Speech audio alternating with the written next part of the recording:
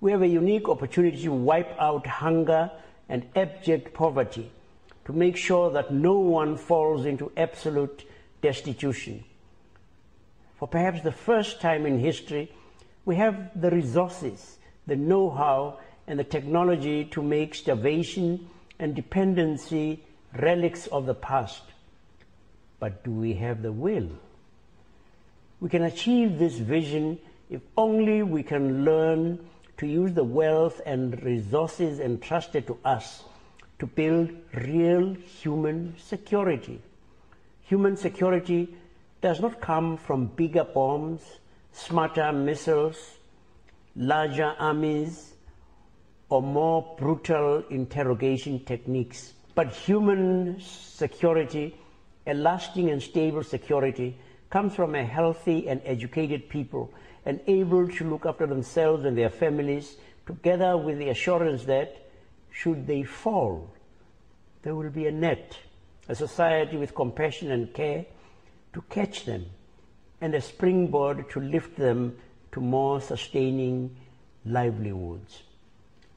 Around the world, many governments are recognizing the important role that social transfers are able to play in fighting poverty, promoting development, enhancing productivity, and stimulating economic growth. But more can and should be done. For one thing, the conditions often attached to social transfers tend to prevent the poorest families, the very people who most desperately need income support, from accessing grants. Universal grants, which can be targeted in other ways, offer one of the simplest and most effective strategies for overcoming the problem.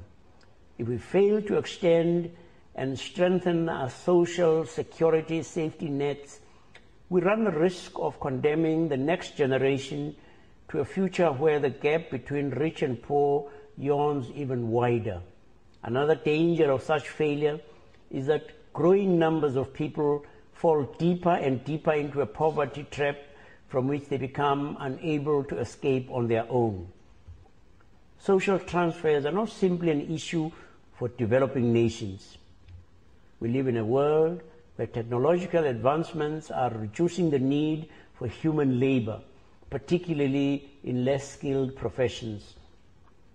Even in industrialized nations, more and more people will need to explore new ways of making sustainable livelihoods for themselves and their families.